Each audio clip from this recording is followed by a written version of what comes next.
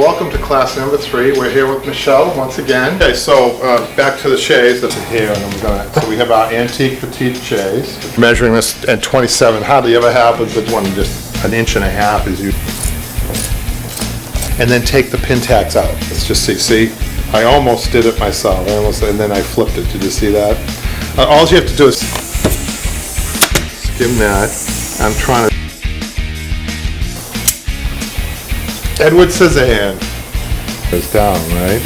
And then this action here, the twine the thing, throw it over the top.